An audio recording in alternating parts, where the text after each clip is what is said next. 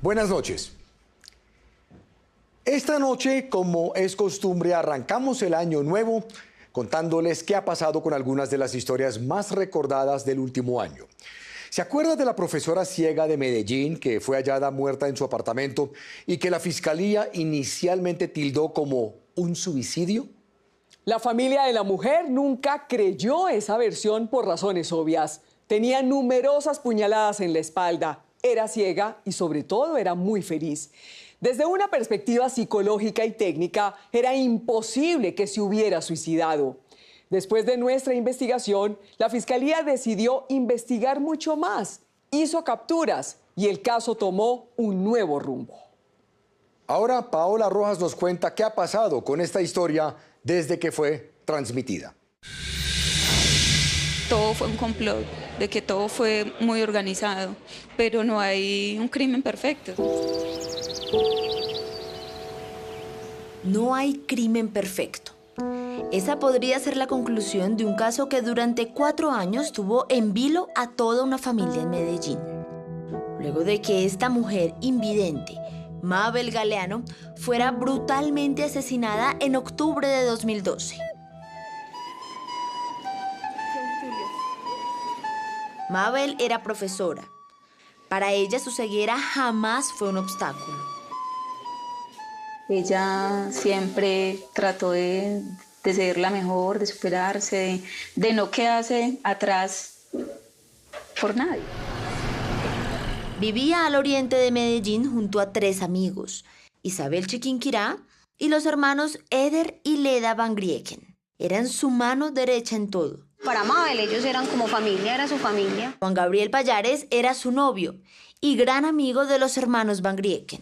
Sí, a mí me gustaba mucho porque ella paraba más pendiente a mí que yo de mí.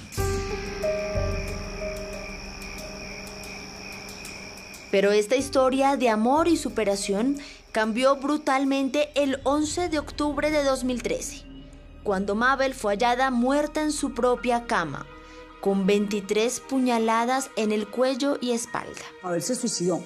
Esto fue lo que dijeron inicialmente los amigos de Mabel. Sin embargo, era una versión difícil de creer para todos quienes la conocían. Como lo afirma la hermana Luz Dari Valencia, rectora del colegio en el que Mabel trabajaba. ¿De dónde sacan tan rápido que se suicidó? Un suicidio con 23 puñaladas en la espalda era casi imposible, teniendo en cuenta 2 cosas. Primero, su ceguera. Y segundo, el número desproporcionado de heridas. En las paredes había sangre, la ropa impregnada en sangre, sus objetos personales estaban intactos en su habitación. Desde el momento de su muerte, los investigadores dudaron de la versión entregada por Juan Gabriel, Eder y Leda e iniciaron una carrera por establecer la verdad. Y fue allí cuando descubrieron que días antes de su muerte, Mabel le dijo a sus compañeros de trabajo que su gran amigo Eder al parecer la estaba robando. Me manifiesta que se siente traicionada, se siente engañada, que las personas en las que ella estaba confiando le estén haciendo esto. ¿Ustedes cometieron el asesinato? Cuénteme, amigo. ¿Ustedes lo hicieron? En agosto de 2013, la Fiscalía solicitó la captura de Eder, Juan Gabriel y Juan Valenzuela, un joven que al parecer también se encontraba en el apartamento el día que Mabel fue hallada muerta.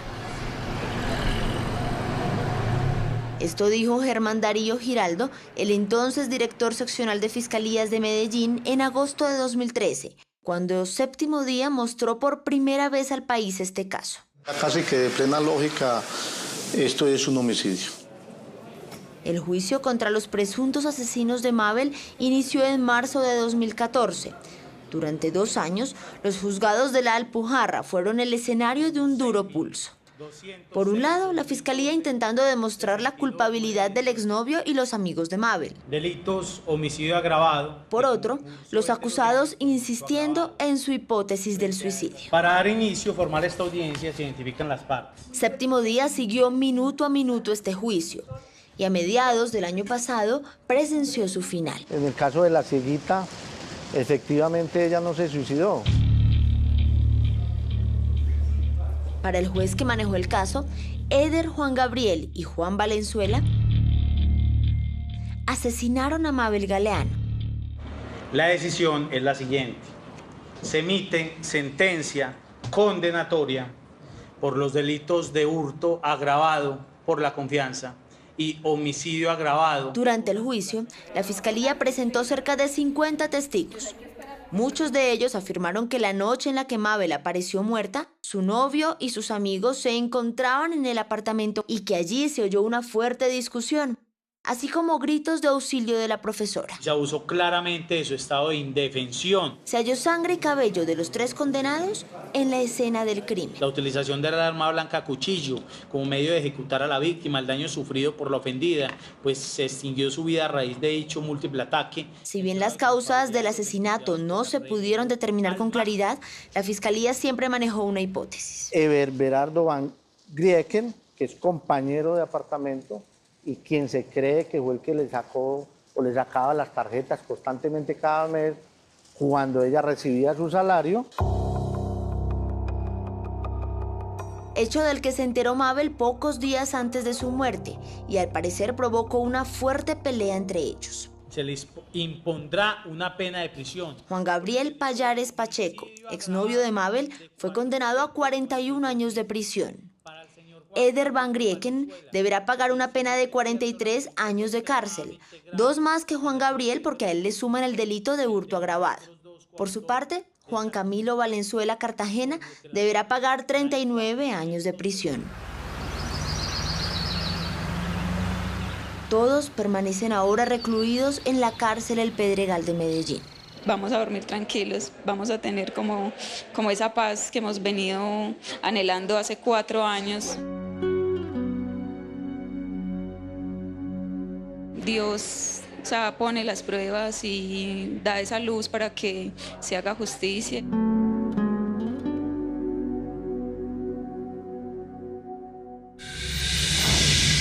En julio del año pasado ustedes se aterraron al ver cómo muchos conductores y enfermeros de ambulancias en todo el país contribuían al doloroso desangre del SOAT al recoger heridos de accidentes de tránsito y llevarlos a clínicas retiradas donde recibían un soborno por cada paciente. Juan Guillermo Mercado les mostró cómo estas clínicas luego utilizaban estos pacientes para sacarle cada centavo posible del SOAT. De esa forma, millones y millones de pesos del pueblo terminaron en los bolsillos de polémicos empresarios de la salud que ahora están siendo investigados. ¿Será que algo de esa plata del SOAT aún termina en los bolsillos de los acusados? ¿Qué han hecho los entes de control? Juan Guillermo Mercado tiene el desarrollo de esta investigación. En abril de 2013, la universitaria Laura Palencia, de 26 años, sufrió un accidente de tránsito en el sur de Barranquilla.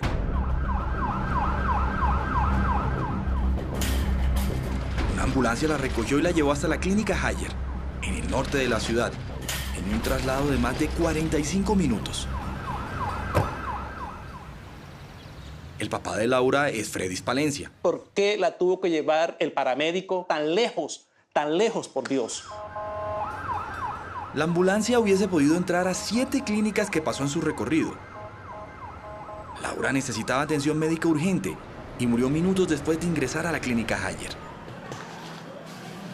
Fredis aseguró que la razón por la que la ambulancia llevó a su hija a esa clínica era porque allí le pagaban a los enfermeros de la ambulancia con sobornos de dinero en efectivo por cada herido de choque que llevaran. Y eso es un delito, porque no le están prestando los primeros auxilios a la persona que lo está necesitando. Es de vida o muerte. Consideraron que era más rápido. En este caso, el principal responsable era el propietario de esa clínica, el médico Alfonso José Hayer. Séptimo Día investigó y probó en Bogotá lo que le habían dicho a Fredis. Y observen lo que él le entrega. Sí, dinero en efectivo. Otro cuestionado médico que ustedes conocieron en esa investigación es Iván Reática, propietario de la clínica Valle Salud, que al parecer también le paga a las ambulancias. Esa práctica ilegal pone en riesgo la vida de miles de heridos por choques en todo el país. Este es el primer paso de un millonario fraude a las aseguradoras que cubren el seguro SOAT, que paga las atenciones por accidentes de tránsito. Liliana Jaraba, una joven de 16 años, sufrió un accidente de moto el año pasado. Según ella, en la clínica Haller le cobraron 4 cirugías que nunca le hicieron. No me operaron, solamente me hicieron lavado, puro lavado y lavado. Liliana estuvo a punto de perder su pierna. La clínica Haller cobró 18 millones de pesos al seguro SOAT por cirugías que, según su historia clínica, nunca le hicieron. 4 meses después de que Séptimo Día emitiera esta investigación, la Superintendencia de Salud sancionó con multas a 15 clínicas por defraudar al SOAT. El superintendente de salud es Norman Julio Muñoz. Pacientes fantasma, atenciones no prestadas, duplicación de prestaciones, es decir, fraude en el cobro de atenciones que ya habían sido suministradas. Entre las clínicas sancionadas está la clínica Haller de Barranquilla. Su propietario, el médico Alfonso José Haller, fue multado con 200 millones de pesos. Nosotros hemos remitido estas investigaciones a la Fiscalía General de la Nación y le hemos dado también traslado a las secretarías departamentales de salud. Pero la Fiscalía aún no ha iniciado una investigación, tampoco las secretarías de salud locales. El superintendente Muñoz le informó a Séptimo Día que varias aseguradoras le entregaron pruebas que demostrarían que las clínicas del médico Iván Reátiga también defraudan al SOAT. Esas pruebas, según la superintendencia, están en etapa de indagación y podrían ser incluidas en una investigación cuyos resultados se conocerán este año. Estaremos muy pendientes del desarrollo de este proceso. En julio de 2016, ustedes conocieron el drama de unas familias que fueron estafadas por constructoras piratas. Alejandra Rodríguez les contó cómo estas desesperadas familias tuvieron que abandonar sus hogares. Otras, sin tener para dónde irse, tuvieron que vivir entre muros agrietados y pisos tambaleantes. ¿Qué ha pasado desde entonces? Alejandra Rodríguez nos tiene más noticias. Uno se siente frustrado porque uno dice, ajá, ¿y qué me espera ahora? ¿Para dónde voy a coger si esto era lo que yo estaba pagando ya? Barranquilleros como Ramón Barraza compraron sus viviendas en este conjunto llamado La Colina Campestre. Comenzaron a presentar fisuras, rajas en el techo, en las paredes. Sus viviendas se convirtieron en un lugar peligroso para vivir, como lo relató Mari Collado. También las escaleras empezaron a rajarse, los apartamentos a rajarse. Varias torres de este conjunto fueron evacuadas. Todos los ahorros de mi esposo y míos los habíamos metido aquí. Según ellos, la constructora Fombiconstrucciones, en cabeza de Francisco Manrique Lagos, y el gobierno local de la época no realizaron los estudios correspondientes de suelo. Esto desencadenó estos daños. Por eso, los compradores de esos apartamentos demandaron. Pero hasta julio de este año, la justicia no se había pronunciado. Regresamos a Barranquilla para conocer qué pasó con las graves denuncias que recibimos de varios habitantes de este conjunto residencial Parques de la Colina Campestre 1. Aquí, varios habitantes nos denunciaron que sus apartamentos tenían unas fallas estructurales muy complicadas. Pues bien, ahora un fallo judicial cambiaría la historia de estas personas. Un mes después de la emisión de Séptimo Día, se anunció la primera decisión judicial. Roberto Tapias es el abogado de varias de estas familias. Estableció que los dueños de apartamentos tenían derecho a que les pagaran el 100% de sus viviendas, al igual que el dueño de los lotes. Este fallo reconoce que efectivamente hubo un error, que las torres tienen problemas estructurales. Sí, exactamente, que aquí esta zona no era apta para construir. Cambiaron el uso de suelo. Es reconfortante saber que pues ya se está dando solución. Esperamos que en algún momento nos den pues la buena noticia de que sí nos van a resarcir el daño que nos han hecho. Pero esta sentencia lamentablemente no es la última palabra. Los demandados, es decir, la constructora y el distrito de Barranquilla, apelaron. Ahora será el tribunal el que ratifique o reverse esta decisión. Séptimo Día buscó a Francisco Manrique Lagos, representante de Fombiconstrucciones, pero nuevamente no quiso hablar ante nuestras cámaras. En 5 meses se conocerá el resultado final. Esperamos que de alguna u otra manera podamos tener nuestra casa propia. El mismo anhelo que poco a poco empieza a volverse realidad para los habitantes del conjunto Mirador del Parque, a quienes también les presentamos en la misión del pasado 3 de julio. Me ha quitado la ilusión de haber tenido una vivienda. Ellos se quejaban de que la constructora Ormeco, ubicada en este edificio del norte de Bogotá, les había entregado unos apartamentos muy diferentes a los que les habían prometido. Que se inundaban cuando llovía. Incluso la misma alcaldía local de Usme reconoció en esa emisión que el conjunto no tenía los permisos al día. Si nosotros como alcaldía local no hemos expedido el permiso de ocupación, las personas no deberían estar viviendo en ese conjunto residencial. A pesar de las múltiples quejas que la constructora Ormeco conoció de sus compradores, no tomó medidas de fondo en ese momento. Sin embargo, después de la emisión de nuestro programa, la Secretaría Distrital del Hábitat, entidad encargada de vigilar ese tipo de compañías, sí lo hizo y sancionó a Ormeco. Natalia Escobar Carreño es la subdirectora de apoyo a la construcción. Fueron sanciones aproximadamente por un monto de 23 millones de pesos.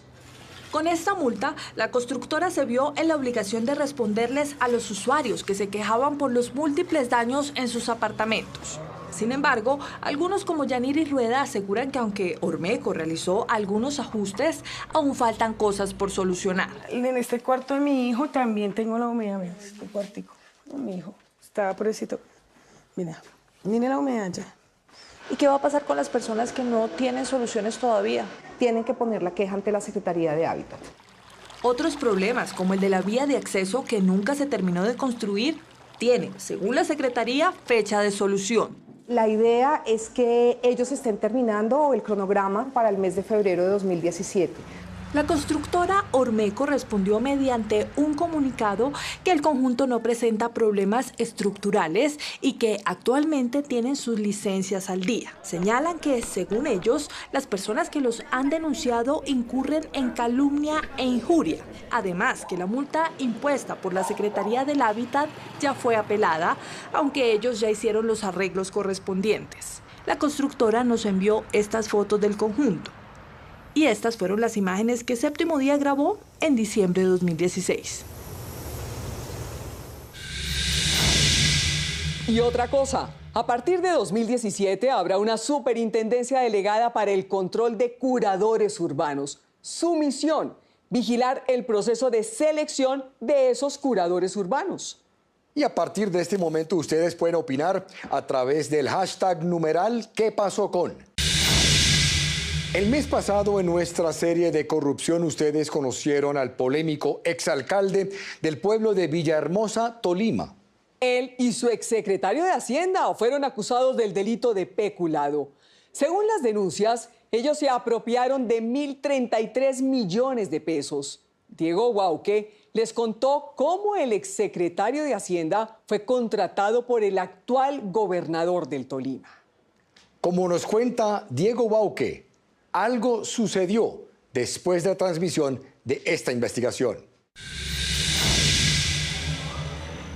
El exalcalde de Villahermosa, Tolima, Carlos Evelio Herrera, y su secretario de Hacienda, Augusto Flores Lozano, fueron denunciados por el actual alcalde de ese municipio y algunos concejales. Los acusaron de haber trasladado a sus cuentas personales dinero del pueblo. En mi concepto sí fue un alcalde corrupto. No puede ser tan descarada esa forma de robarse la plata de todos los villahermosunos. Los denunciantes aseguraron que Carlos Evelio Herrera y Augusto Flores Lozano cometieron un peculado millonario. Suman alrededor de 1.304 millones de pesos. El alcalde se defendió ante nuestras cámaras. ¿Dónde está esa plata, esos 1.304 millones de pesos? Pues se le pagó a los contratistas. Para que giren todo este dinero, usted tiene que depositar o digitar su segunda clave.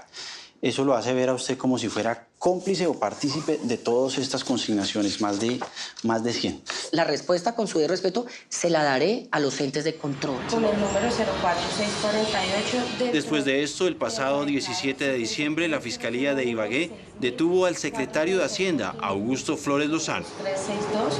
La orden de captura está por los delitos de peculado por apropiación, falsedad ideológica en documento público. El economista de 43 años fue enviado a la cárcel de Picaleña en Ibagué y espera su juicio. En las cuentas que me llevaban a mí nunca decía y nunca se había reflejado que la plata iba a nombre del secretario. Sobre el alcalde Carlos Evelio Herrera, las autoridades nos aseguraron que continúa siendo investigado y que pronto habrá noticias de él. Si cometimos una falta, tendremos que entrar a responder por ella.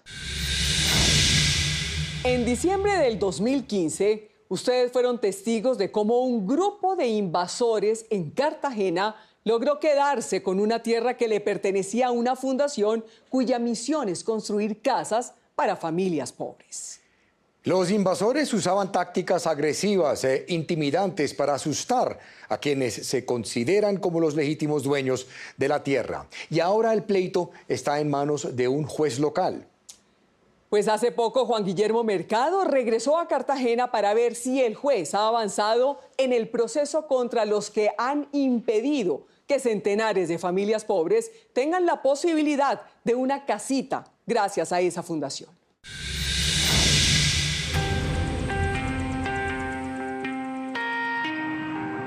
Siete años lleva la Fundación Santo Domingo intentando construir casas en este lote, para que los más pobres de Cartagena, como Marinés Cabarcas, Porque una satisfacción grande saber de que voy a tener mi vivienda propia. tengan por fin un techo propio. Pablo Obregón es el presidente de la Fundación Santo Domingo, que fue encargada por el gobierno nacional para realizar el megaproyecto de viviendas gratis. Se deberán ubicar en el tiempo cerca de 40-45 familias. Se va a construir ahí una nueva ciudad dentro de la ciudad de Cartagena. A raíz de una invasión que hay cerca, eso tiene obstruido a que se nos haya entregado la vivienda con rapidez. La fundación le compró este lote a Marlene Bellido en el año 2008. 2 años después, encontró a estos supuestos invasores en varias hectáreas del lote. Lo que usted quiera pensar o que quiera decir. Usted no puede estar sino con que esto es privado. ¿Por qué es privado? Quien lo lidera es Erasmo Hernández, un campesino de 80 años. Este pedazo, como está montado sobre la tierra, están mis víveres haciendo posesión. Erasmo aseguró que él y su familia poseían el lote antes que la fundación lo comprara y mostraron una antigua escritura. La escritura de mi abuelo, que está debidamente muy bien registrada en notariado y registro, para poder decir usted, esto es mío. Sin embargo, para el superintendente de notariado y registro, Jorge Enrique Vélez, la máxima autoridad sobre la propiedad de la tierra en Colombia, esa escritura no es legítima. Cumple como las 3 o 4 características que uno dice, oiga, alerta, que eso lo que puede hacer es un despojo o un robo de tierras. Pero la familia Hernández no solo invadió el lote, sino que empezó a vender partes de esa tierra a personas a quienes les aseguraron que estaban construyendo una urbanización. ¿Cuánto vale un lotecito aquí? Aquí vale 18 millones de pesos. Varios cartageneros compraron pensando que esa tierra eran de los Hernández y su familia. Igual aquí todo se hizo legal. Licencias de construcción, todo. Eliezer Paternina fue uno de ellos. Nos dijeron que ese lote iba a tener servicios públicos y que una vez termináramos de pagar nos iban a dar las escrituras. Es que no van a tener escritura nunca, porque no hay posibilidad, porque eso no es propiedad de ellos. Y el único que podría venderles y firmar la escritura es la fiduciaria. La fundación hizo una denuncia penal para que un juez le regresara las tierras y así parar la urbanización ilegal y construir la casa de Marinés y de cientos de beneficiados del proyecto de casas gratis. Le pido a los jueces que llevan ese caso que por favor nos colaboren, que estamos urgidos. Este es el magistrado de Cartagena que tiene que decidir de quién es la tierra, si de la Fundación Santo Domingo o de la familia Hernández. Su nombre es Edgar Vázquez. Durante 2 años, la justicia no ha tomado aún una decisión, tiempo que han aprovechado los supuestos invasores. Siguen propiciando otras invasiones en lotes aledaños. Lo que está ocurriendo aquí es que unos invasores profesionales, para lucrarse ellos, están perjudicando a toda la comunidad alrededor. Después de 1 año, la falta de control es evidente. Sin ningún permiso de las autoridades, aquí todos los días se construye. Hay ya más de 150 familias viviendo aquí. Mientras el juez de Cartagena decide de quién es el lote, el alcalde menor de esta zona de la ciudad, Gregorio Rico, debe velar porque aquí se cumpla la ley. ¿Qué hacen los policías aquí detrás de este manipulador? Gracias, señor. ¿Ah? Yo te pido que tú me respetes a mí cuando vengas aquí. Tranquilo, Caracol, ¿por qué no traen otro medio? ¿Por qué no traen otro medio? Que en realidad no escuchan. Todo lo contrario ocurrió en un reciente recorrido que hicimos con el alcalde. Los supuestos invasores conectan redes de la luz arbitrariamente. ¿Usted trabaja en Electricaribbe? No, señor, independiente. ¿Y entonces, quién es el dueño del transformador? Yo. ¿Y lo ponen ahí Sí, sin permiso? No es que sea sin permiso, sino como esto está en procedimiento de legalizar proyectos. E impiden que las autoridades los controlen. Nos vas a obligar a volvernos delincuentes porque sí nos vamos a robar los servicios. Oye, aquí están los papeles, aquí hay documento legal, que estas tierras son legales. Vale. El único dueño, Erasmo, no la Fundación Santo Domingo. Ya lo entrevistamos, muchas gracias. Ya lo entrevistamos, muchas gracias. Ay, no lo vas a dejar. No me lo dejas. No te lo puedo dejar porque con eso es que yo me defiendo de estos saboteadores manipuladores que vienen aquí. Casi que aquí reina la anarquía. Váyanse de aquí, que aquí no. Aquí la Fundación no lo queremos. Alcalde, lo que se evidencia es que ustedes y el resto de autoridades no tienen control sobre esa urbanización La Sevillana. No se puede tapar el sol con las manos. O sea, hay un descuido muy grande del tema de las autoridades y de las administraciones anteriores. Mientras el magistrado Edgar Vázquez decide, María Inés sigue esperando su casa. Una casa que el gobierno le regaló y que le pidió a la Fundación Santo Domingo que le construyera. Ellos no han podido hacerlo por esta invasión.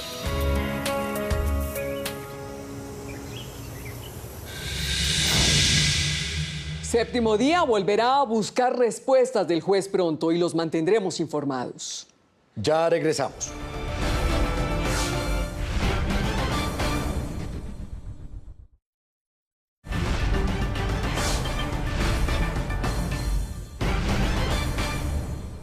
El público se indignó el año pasado cuando conocieron a un profesor que había pagado una condena por abuso sexual y trabajaba en un colegio en el Tolima. Cuando salió de la cárcel, él logró conseguir ese puesto y así convivió entre centenares de niños vulnerables. Él argumentó que él no tenía la obligación de contarle al colegio que estuvo preso porque había que respetar su derecho al olvido. ¿Cuál derecho al olvido?, se preguntaron los padres de los alumnos. Cuando supieron esto, se indignaron. El derecho al olvido es otro de los muchos derechos que tienen criminales y sobre todo pedófilos en nuestro país. Pero después de la transmisión de esta investigación de Alejandra Rodríguez, la Corte Constitucional reaccionó.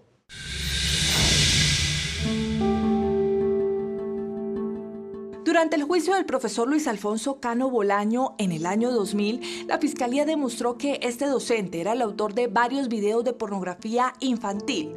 Algunos vecinos de su apartamento en Barranquilla lo acusaron de entrar niños y niñas a su casa. El profesor Cano fue condenado a 5 años de cárcel. Fue hallado culpable de los delitos de acceso carnal abusivo con menor de edad y pornografía infantil.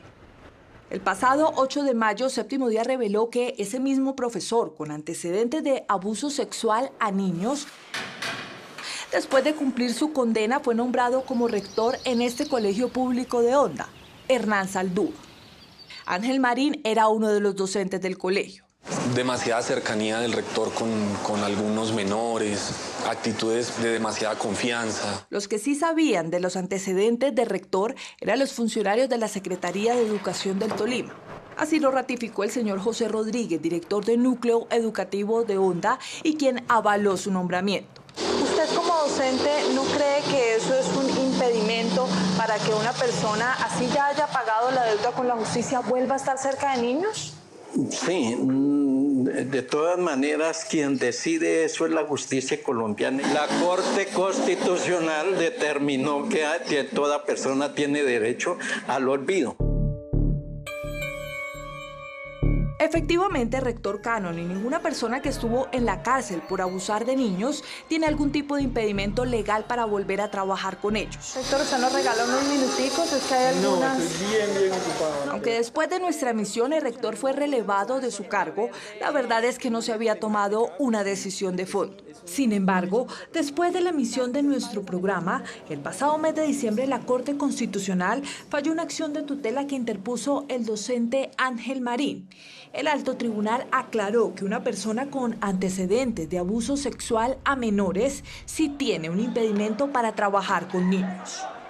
Además, exhortó de inmediato al Congreso de la República para que legisle sobre este vacío legal. Aseguraron que en un país donde al año son abusados 18,000 niños, es absurdo que no esté prohibido que pedófilos comprobados estén cerca de menores de edad. Uno tiene derecho también a manejar su imagen. Séptimo Día estará muy pendiente del cumplimiento de esta sentencia, porque desde el pasado mes de mayo, varias entidades como ICBF, Ministerio de Educación y el mismo Congreso ya se habían comprometido a solucionar el problema, pero a la fecha ninguna ha hecho nada.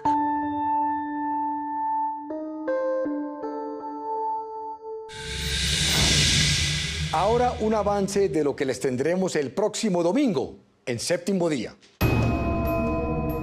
Estas niñas cayeron en las garras de depredadores sexuales. Prácticamente fue secuestrada porque la sacaron de ahí. La torturaron también. También fue violada. Y hasta que la asesinaron. Brutalmente, porque ella luchó mucho por su vida. Los más vulnerables están expuestos. ¡Justicia! ¡Justicia! Ya están en el Cauca los restos de la pequeña Juliana Zamboní. Las cifras de estos delitos son escalofriantes. De los 21.000 exámenes que medicina legal practica cada año, 16.000 son practicados a menores de 14 años. Y lo peor es que según las víctimas, muchos de ellos no reciben castigo. Lo ponía a que lo masturbara. La acostaba en una cama. ¿Cómo proteger a los niños del país de estos monstruos? ¿Qué tan severos deben ser los castigos? El debate está encendido. No estamos de acuerdo con hablar de cadena perpetua. ¿Cuál es su opinión? Soy Juan Guillermo Mercado y el próximo domingo en Séptimo Día les mostraré los detalles de esta investigación. Si tiene una historia que contar o una denuncia que hacer, escríbanos en la dirección que aparece en pantalla. También me pueden escribir a través de mi cuenta de Twitter, cuya dirección también aparece en la pantalla. Y si quieren revivir el capítulo completo, lo pueden hacer a través de www.septimodia.com. Y antes de despedirnos, Malú, Voz Populi TV este año promete ser fenomenal. Sí, un avance, Manuel Teodoro. Parece que llegan con los pronósticos de lo que ocurrirá en este 2017. Nos vemos el próximo domingo en Séptimo Día.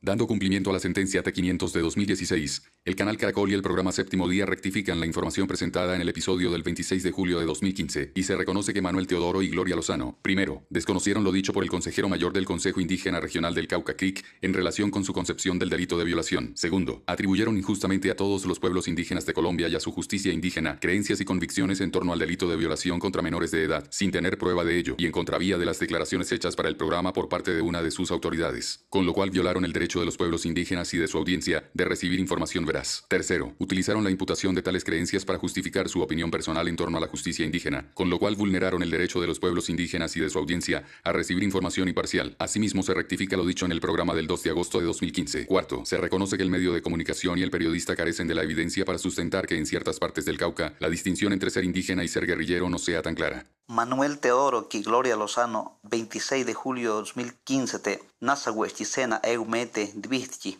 na Colombia Teuta, Nasahuesh Maunent Kau, Yatskate, Nehuehueñite A Chicha, Puch Peinkahna, Ñuch Pehna, Ki Nuyi na Finze na Yuh Nausu, Yas, Euyuh Pajillo Mei, Shukai Sanasaki, Nuyhuehuenaskem, Yapa Kanaen su Kikin, Yayuesa Kashwendu Hipta, Eumei Huehuet Kabhina. Nasawesh fin de ni yuh nausnis kikin a tendvihtia.